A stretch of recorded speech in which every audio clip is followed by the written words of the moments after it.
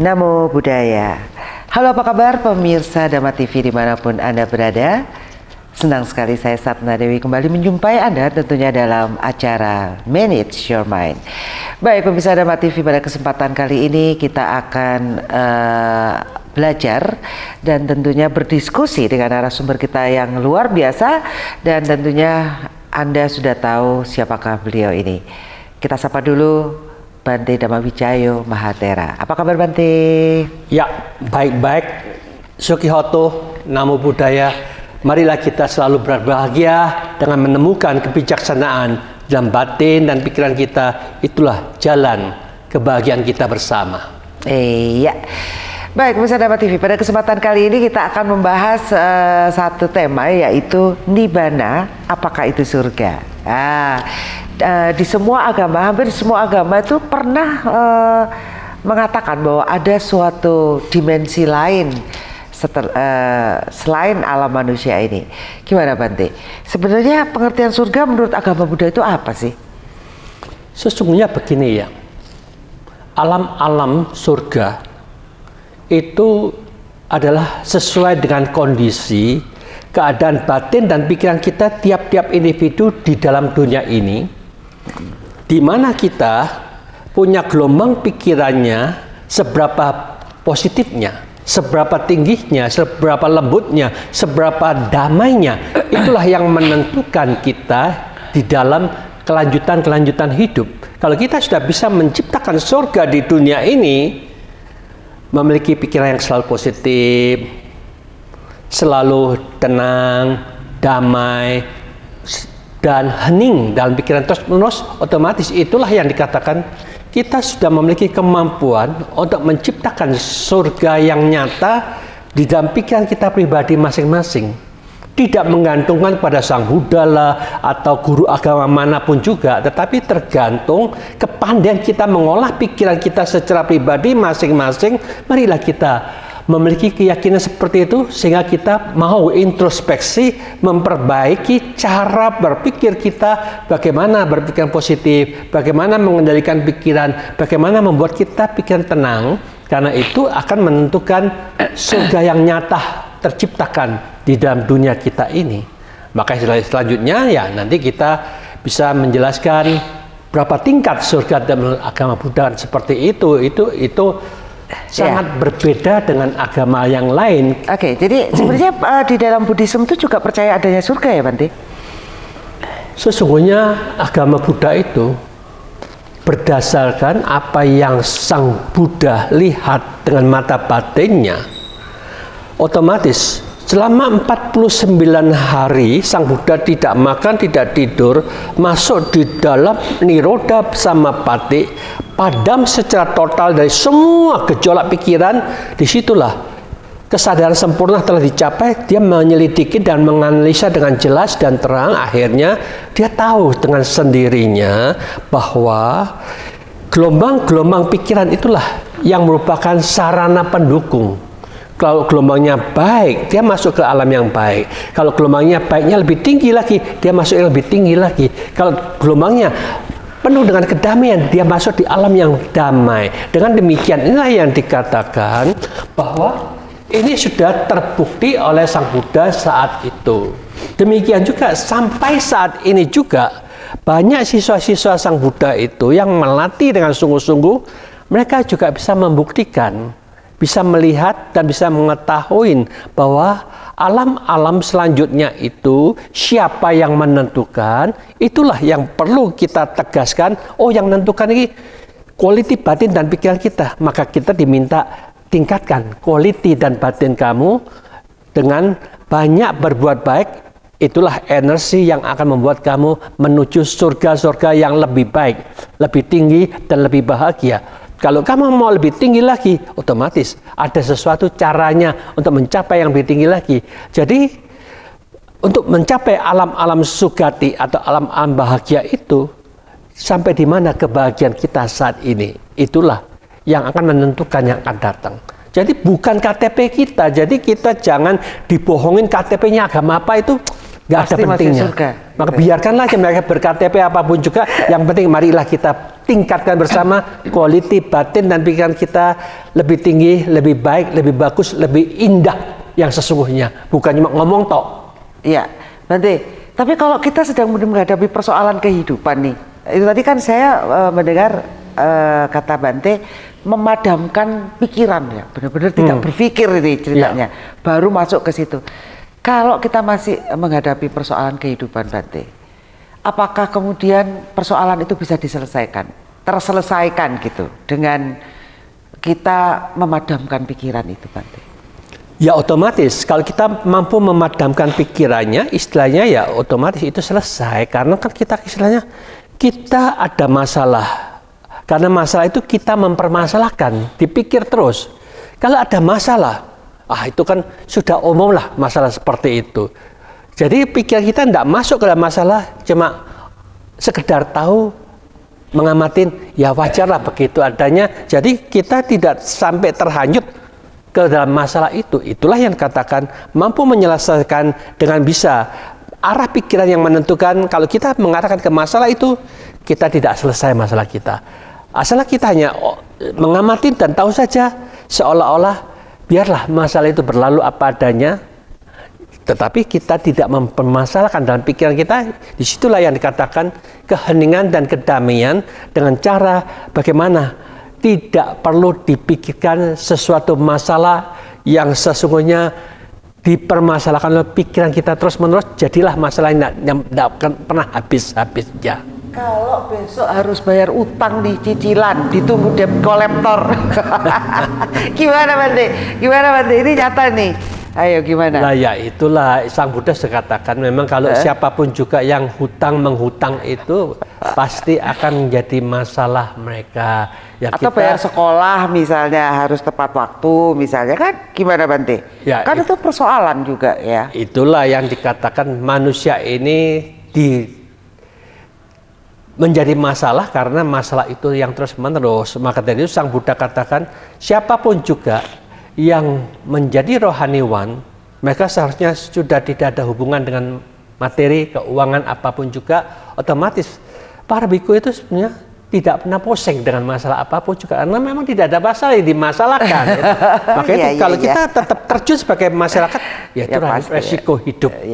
Jadi kita memang harus pandai-pandai mengolah keuangan.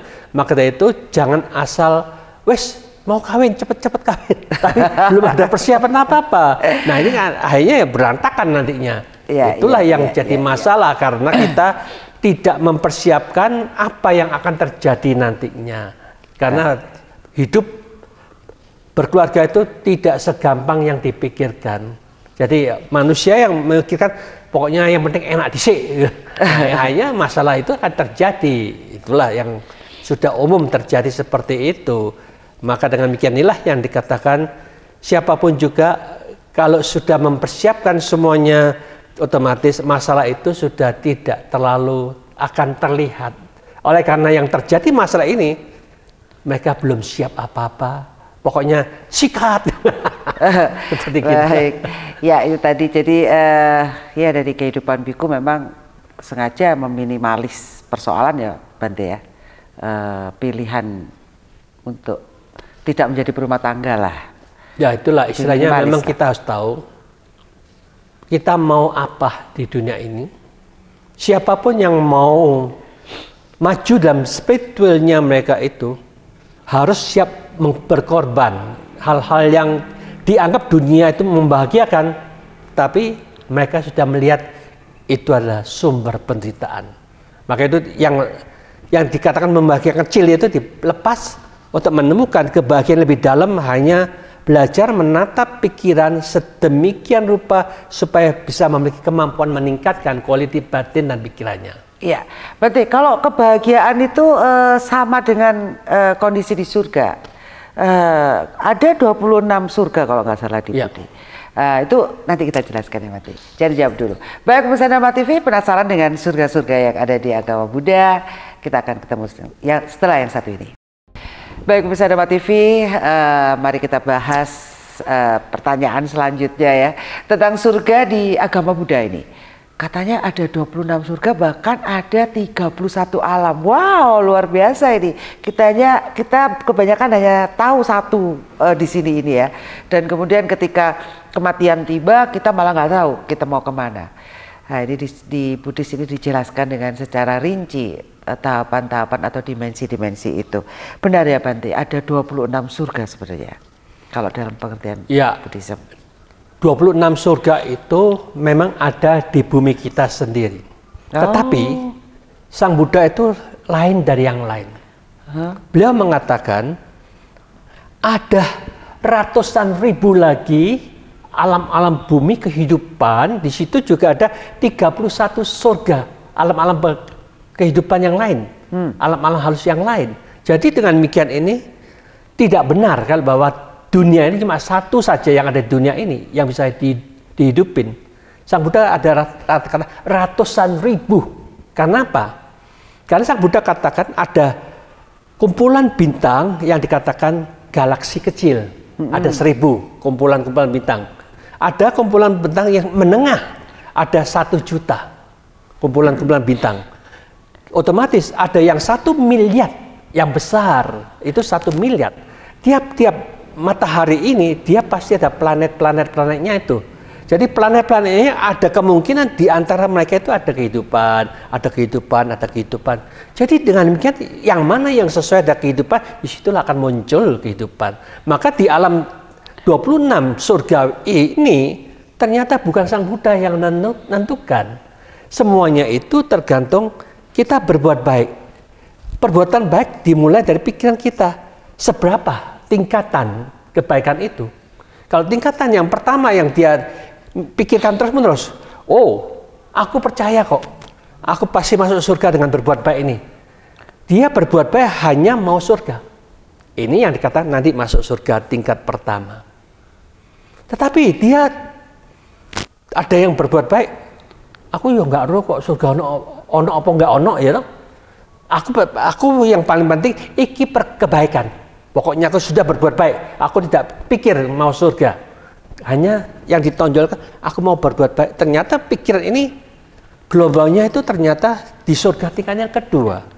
Demikian juga makin lama makin tinggi, makin lama makin tinggi. Ketika kita tidak ada pamrih apapun juga dalam perbuatan kebaikan kita, itu lebih tinggi. Masuk surga bisa tingkat ke-6. Jadi dengan demikian inilah yang dikatakan tergantung kita berbuat baik itu dengan pikiran pendorongnya apa. Kalau kita pendorongnya rendah, karena kita diajarkan oleh guru kita, kamu berbuat baik, ayo kamu ikut agamaku, masuk surga. Akhirnya pikiran itu yang menyebabkan dia masuk di alam surga yang pertama, rendah sekali. Kasihan kalau mereka tidak tahu teknik-teknik bibit unggul yang harus dibangkitkan di dalam pikiran kita masing-masing. Hanya kita tidak akan menemukan yang lebih tinggi, yang lebih baik, yang lebih berkualitas itu bagaimana. Maka dari itu, kalau yang selanjutnya itu ada yang dikatakan rupa jana dan arupa jana. Rupa jana ini ada surga yang 20 tingkatan ya. Jadi 16 saja tingkatan surga rupa jana. Sedangkan arupa itu ada 4 tingkatan. Jadi dengan demikian inilah semuanya tergantung kelembutan, ketenangan dan kehalusan. Itu ada 16 tingkatan. Yang tenang, yang hening. Tetapi yang 4 tingkatan itu sudah bukan berbentuk apapun juga. Kosong dari kosongan itu.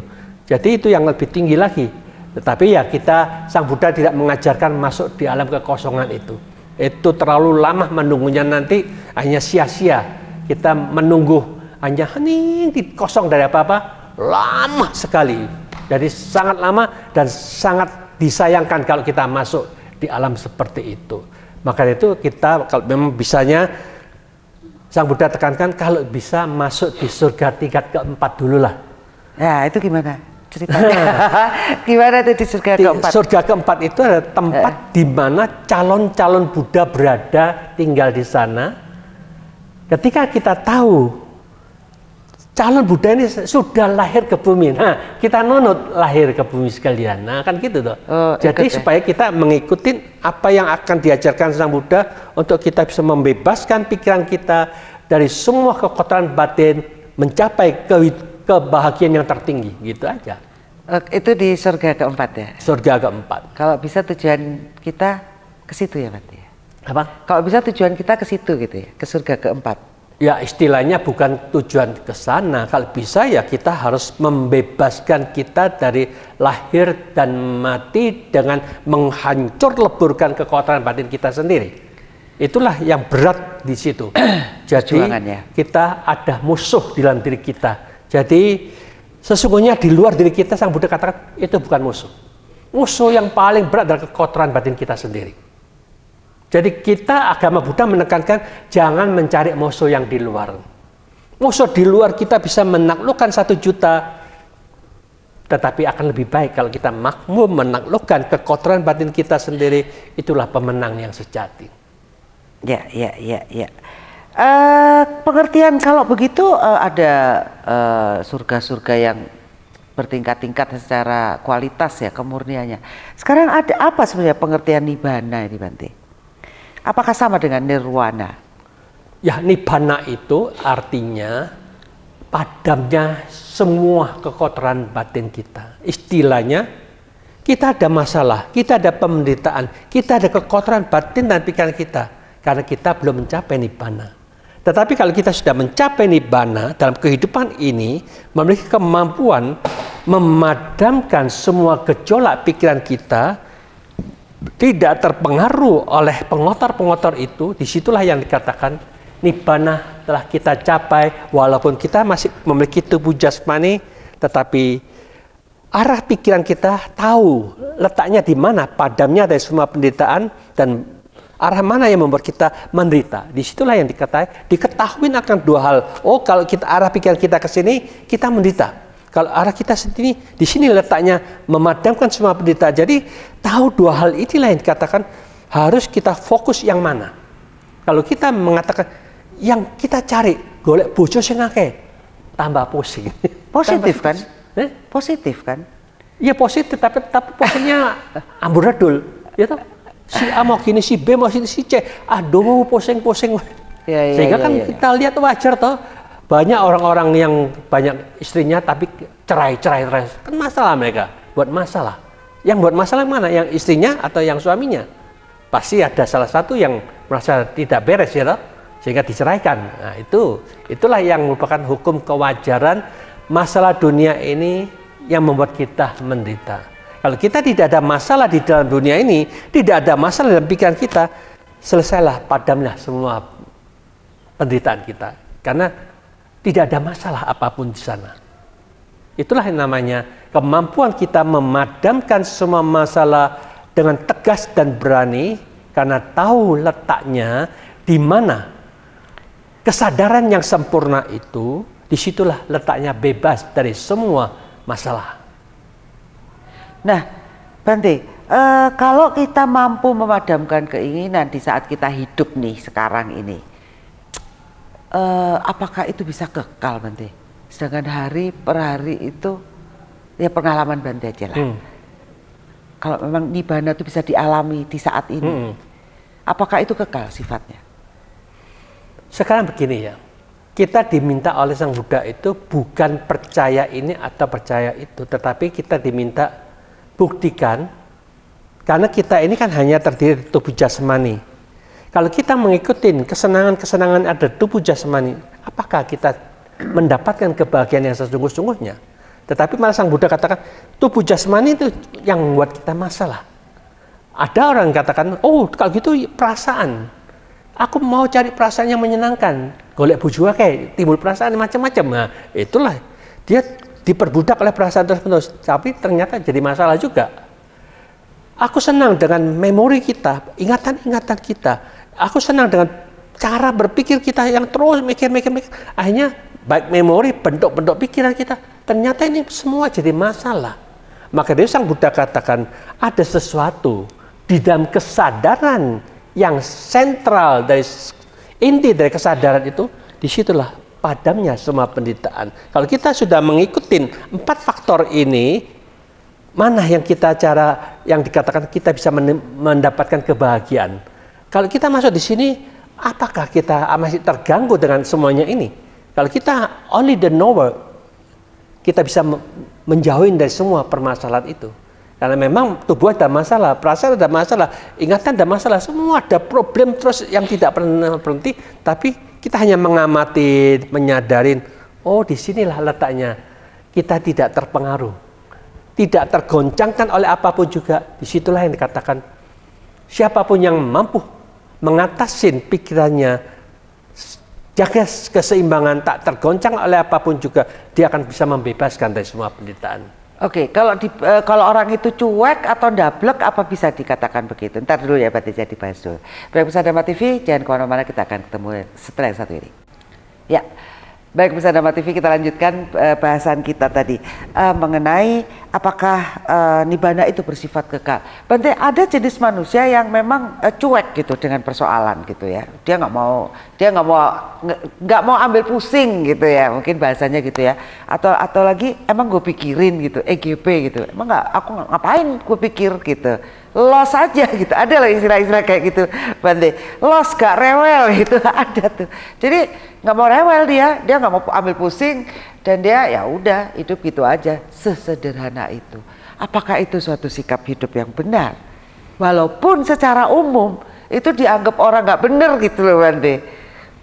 Ya, memang kalau kita lihat-lihat, gampang mengatakan emang gua pikirin. Ternyata tidak segampang yang kita katakan. Pikiran tetap bergerak, pikiran tetap mempengaruhi apapun juga.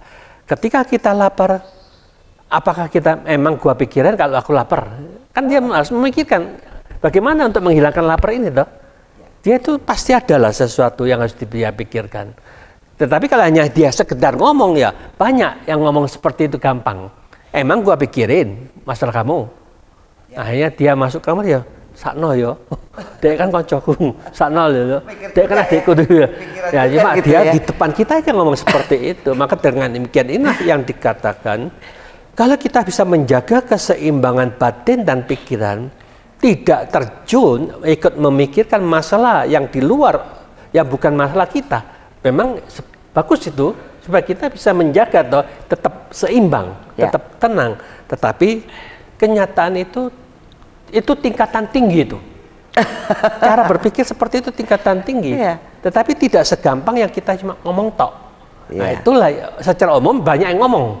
Karena mereka kan dapat masukan dari sini, masukan dari sini. Oh ini aja kita pakai kata-kata ini ya dah. Itulah yang diucapkan saja. Seperti kalau kita masalah, ayo ikut agamaku pasti masuk surga kan. Kita niru aja dari guru-guru kita. Orang tua kita mungkin yang ngomong seperti itu. Nah, dengan kan kita jadi pembeo kan gitu. Tetapi kan kita nggak tahu sendiri bagaimana untuk menciptakan surga yang nyata di dalam kehidupan kita itu. Itulah yang lebih penting daripada kita hanya sekedar ngomong. Maka itu lebih baik bagaimana kita bisa menciptakan surga di dunia ini, sehingga Sang Buddha yang mengatakan, lihatlah di dalam ayat Dhammapada pertama itu yang membuat kita susah, sengsara menuju alam yang tidak bahagia. Kalau kita menggunakan Dhammapada ayat kedua, inilah akan menjadi surga yang bisa kita bentuk supaya kita senang, gembira, dan bahagia di dalam dunia ini dengan pikiran-pikiran positif. Kalau kita mampu menciptakan seperti itu terus-menerus, kita sudah bisa menciptakan surga yang nyata. Jadi jangan cuma ngomong, kok sudah telat. Karena kita belum terbiasa untuk menciptakan kondisi yang menentukan kelanjutan hidup kita. Karena selanjutnya hidup kita ya tergantung kebiasaan cara berpikir kita saat ini loh. Ya. Bukan KTP-nya apa, bukan, itu nggak penting itu. Kita dibujui tok. Jadi karena kalau lihat di luar negeri itu nggak ada itu negara yang pakai KTP beragama ini, nggak ada. Singapura, Hong Kong, Tokyo, Korea manapun nggak ada itu. Nah itu dia, Bante. Apakah sebenarnya nibbana itu juga ada tingkatannya? Kalau tadi surga kan ada tingkatannya tuh dari kemurniannya. Sesungguhnya nibbana itu sudah tidak ada tingkatan, karena nibbana itu kemampuan secara total menghancurkan kekotoran batin, semuanya yang sudah disingkirkan sudah tidak perlu punya tingkatan lagi. Sama aja. Bebas dari semua penderitaan, bebas dari pengotor, bebas dari semua masalah, bebas dari semua Ya. penderitaan apapun juga. Berarti ini keheningan sempurna itu ya, Bante? Ya. Keheningan sempurna itu di Nibbana. Bisa dikatakan jadi kesadaran yang sempurna, disitulah terjadinya keseimbangan batin yang sempurna pula. Itu aja. Ya, jadi tidak ada lagi sebab akibat di situ ya. Tidak ada kehidupan yang, tapi tetap hidup ya di situ ya, tetap sesuatu yang hidup gitu. Sulit untuk dikatakan karena di saat itu bisa dikatakan dia tidak punya rupa, dia tidak punya perasaan, tidak punya ini, tidak punya, cuma yang ada cuma kesadaran. Bagaimana itu, ya toh? Ya. Jadi cobalah kita rasakan, kita cuma sadar saja. Kalau kita sudah masuk dalam kesadaran, loh, hilang nang di awakku, seperti itulah. Ya. Aku di mana sekarang? Seolah kita nggak tahu apa-apa. Ya. Tapi ada kesadaran itu. Tapi ketika kita pernah meditasi, pasti mereka yang rajin, semangat, Tahu pasti pernah merasakan seperti itu. Masuk dalam kesadaran yang sadar saja. Loh, awakku hilang, badanku hilang, aku nggak roh, aku saya kira di. Nah, itu seperti itu bisa terjadi. Itulah yang dikatakan ada sesuatu, tapi sesuatu itu tidak berupa yang seperti sekarang ini. Ya, Sehingga Sang Buddha katakan, siapapun yang bisa mencapai tingkatan yang tertinggi itu dikatakan asangkata dhamma. Tidak bisa dipikirkan seperti apa. Ya, dia ada aja, ada. Ada gitu. Apa ya, kata-kata tidak bisa mengungkapkan mungkin ini ya. Tetapi apakah semua orang bisa mencapai Nibbana itu, Bante? Sang Buddha katakan siapapun juga yang pandai mengolah tingkah lakunya, ucapannya, mata pencahariannya, selalu berusaha dengan sungguh-sungguh, mengarahkan perhatian dengan tepat, selalu konsentrasi dengan mantap, dan akhirnya memiliki pikiran yang benar, pengertian benar, 8 jalan utama dijalankan dengan sempurna, disitulah tidak kekurangan para suciwan. Itu aja. Wah. Jadi siapapun yang mencapai kebahagiaan yang lebih tinggi dari secara umum, jalankan 8. Kalau kita ucapan tingkah laku yang benar dan baik, dunia ini tidak ada kejahatan, tidak ada peperangan, tidak ada korupsi, tidak ada perampokan, tidak ada pemerkosaannya. Kan indah atau bersih, baik semuanya. Tetapi inilah ucapannya nggak beres, tingkah lakunya nggak beres, terjadilah kesalahan-kesalahan yang begitu banyak. Pembunuhan, ya, pemerkosaan, korupsi, perampokan, pencurian terjadi karena mereka tidak pandai mengolah ucapan dan tingkah lakunya. Jadi untuk sosial, siapapun yang mau menciptakan dunia ini damai dan bahagia, cukup memiliki tata kelola ucapan dan tingkah laku yang benar dan baik, pasti dunia ini bagaikan seperti sedikit-sedikit podo kayak surga gitu. Sudah ngicip-ngicip itu ya. Iya, cuk aken. Pengen terus-terusan ini nanti. Oke. Nah, apa benar nih, Bante, ada sebuah pernyataan nih yang mengatakan bahwa Nibbana tidak dapat dicapai dengan memanjakan indera, melainkan dengan menenangkannya. Ya, otomatis Nibbana itu adalah bebasnya dari semua permasalahan. Tetapi kalau kita mencurahkan semua energi indera kita untuk mencari kesenangan dengan indera, itu sesungguhnya adalah sumber masalah kita yang akan membuat kita kecewa, membuat kita tidak pernah puas, kepingin lagi. Jadi itulah yang dikatakan masalah akan terjadi kalau kita mengumbar nafsu keinginan kita. Tetapi kalau kita masuk ke dalam untuk mengheningkan, untuk menetralisir bahwa ada kebahagiaan yang lebih tinggi di dalam ketenangan batin yang sungguh-sungguh tenang, disitulah, oh iya ya, aku tenang, damai, tidak ada masalah apapun juga, aku lebih damai dan lebih bahagia. Itulah yang dikatakan kita sudah merasakan kelap-kelipnya Nibbana itu, sinar Nibbana seolah terlihat, oh ini toh yang namanya hening dan seimbang seperti ini, hanya sekedar tahu dan sadar. Oke, luar biasa ya. Ini nanti ada pertanyaannya, bagaimana sih teknik untuk mencapai itu? Jangan dijawab dulu Bante. Jangan kemana-mana, ingin tahu bagaimana sebuah proses perjalanan menuju surga dan nibbana. Kita akan bahas setelah yang satu ini. Baik, pemirsa Dhamma TV, berada di segmen 4. Saya Satna Dewi masih menemani Anda bersama Bante Dhammawicayo Mahathera. Baik, ini pertanyaan-pertanyaan sampai pada puncaknya ini. Ini kita ingin tahu nih, sebenarnya Bante, bagaimana sih cara untuk mencapai nibbana? Apa saja yang harus dilakukan? Tadi sudah saya katakan. Pengalamannya Bante nih, tahapan-tahapannya Bante. Otomatis manusia itu harus bisa menata kelola dirinya masing-masing. Oke. Yang tadi sudah saya katakan, Ya. ucapan itu harus benar dan baik. Siapapun yang memiliki ucapan yang benar dan baik, sesungguhnya orang itulah dia pandai cara bicaranya. Tetapi kalau dia ucapannya kotor, jelek, kasar, fitnah, caci maki, bohong, ini sudah menunjukkan tidak pantas menjadi guru kita. Karena dia sudah sampahnya masyarakat. Orang katakan, orang ini jelek ngomongannya kotor. Nah, itu. Jadi dia tidak bisa dikatakan sebagai guru kita. Harus kita buang seperti itu, jangan menjadi guru kita. Demikian juga mereka harus punya mata pencari tingkah laku yang benar dan baik juga sama. Kalau tingkah lakunya tidak benar, ya otomatis dia juga tidak bisa dikatakan sebagai guru kita. Karena kita mencari guru yang ucapan benar, tingkah lakunya baik, itulah cocok jadi guru kita. Demikian juga mata pencaharian.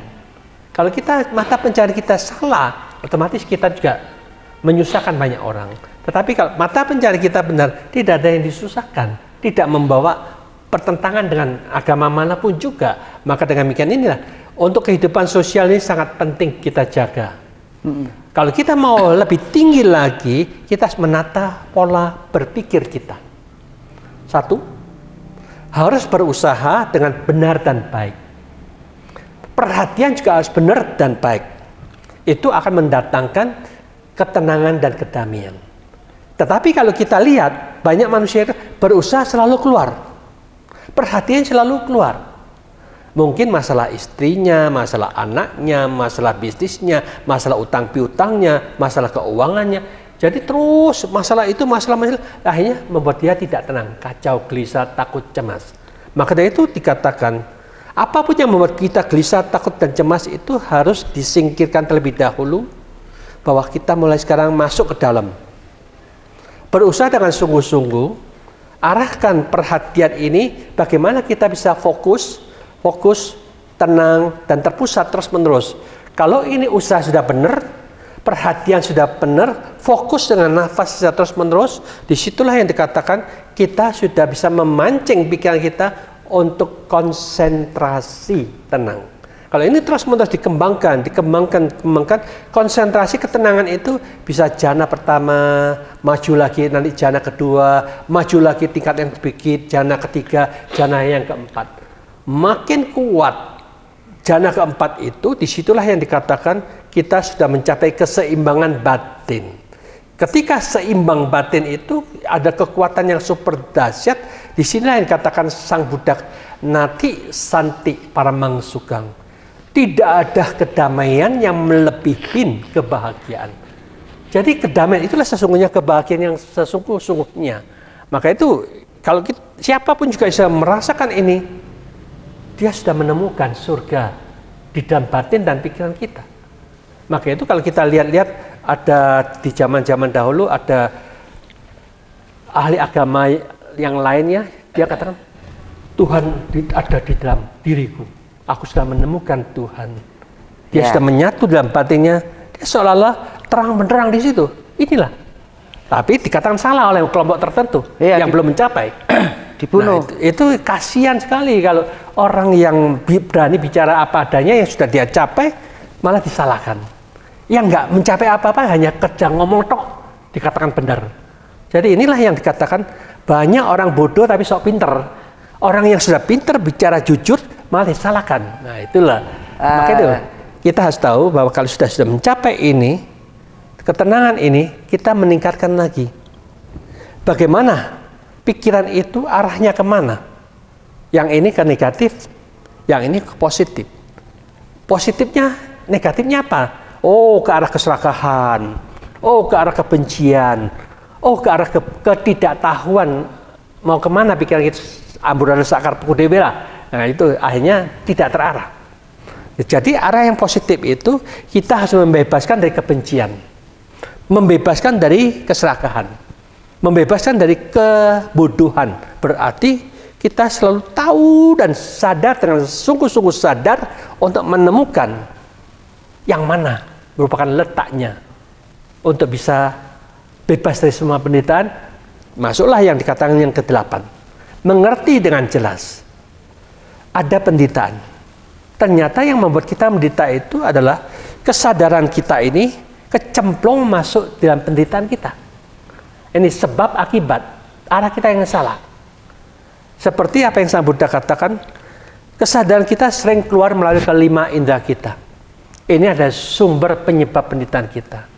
Karena keinginan dari 5 indera ini banyak ingin ini, otomatis kita bingung, kecewa, takut, khawatir, frustrasi, stres. Itu karena banyak keinginan di situ. Ini sebab akibat. Lalu, bagaimana kita memahami jalan utama itu untuk membebaskan dari penderitaan? Ternyata jalannya adalah pikiran melihat pikiran. Kalau kita melihat pikiran kita sendiri, sing kacau, sing gelisah, sing tenang, yang damai, yang bersih, ya not awakku dewe, not pikiranku dewe. Kalau kita salah arah, kita menderita. Kalau kita arah yang benar, kita akan lebih damai dan lebih bahagia. Akhirnya dia tahu seperti ini, pikiran melihat pikiran dengan jelas dan terang, dia akan berani untuk membuang, menyingkirkan sampah-sampah yang tidak perlu dalam batin dan pikiran, dibuang semuanya, jernih, hening, bersih, sadar sempurna, tidak ada apa-apa lagi di situ. Itulah yang dikatakan 8 jalan utama ini adalah untuk bisa membebaskan dari semua penderitaan. Secara singkatnya tergantung kesadaran kita condong arah mana yang kita cari. Kalau caranya mencari yang salah, kita masuk dalam penderitaan, tetapi kesadaran kita masuk dalam kesadaran itu sendiri dan akhirnya menemukan yang lebih dalam sampai menemukan intinya.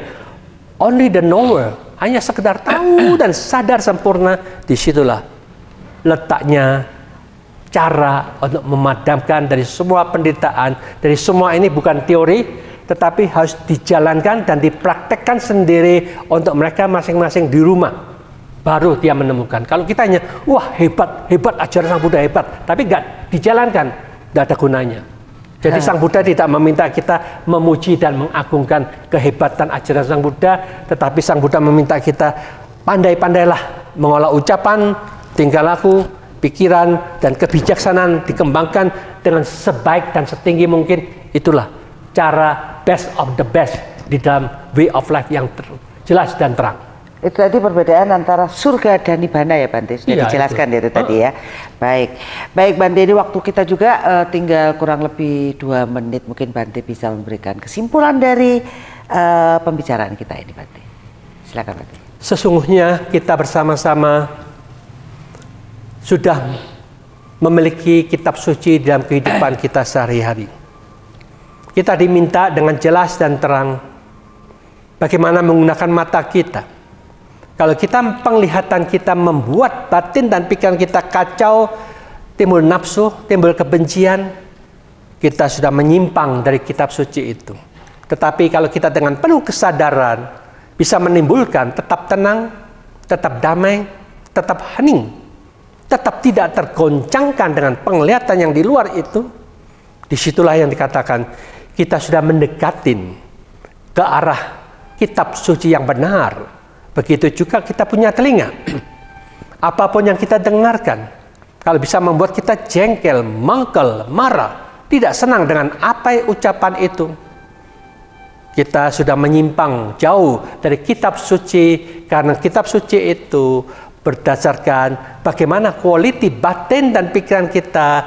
Apapun yang kita dengar, kedengarannya tetap membuat kita tidak terpengaruh oleh kata-kata itu, suara-suara itu, kejernihan, keheningan, ketenangan tetap kita bisa jaga dengan sebaik-baiknya. Demikian juga hidung, mulut, tubuh dan pikiran kita. Marilah kita bersama-sama aktifkan semua keenam indera ini dengan tepat arahnya. Dengarkan dengan baik-baik, analisa dengan baik-baik, timbulkan selalu tetap jernih, tetap tenang, tetap damai, dan tetap bahagia.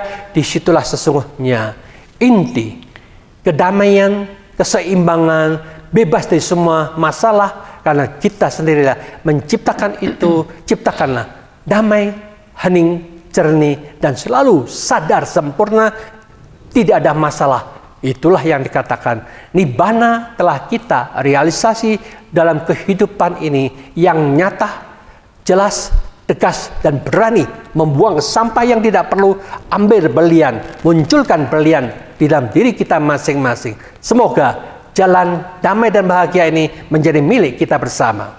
Iya, terima kasih Bante atas pencerahannya.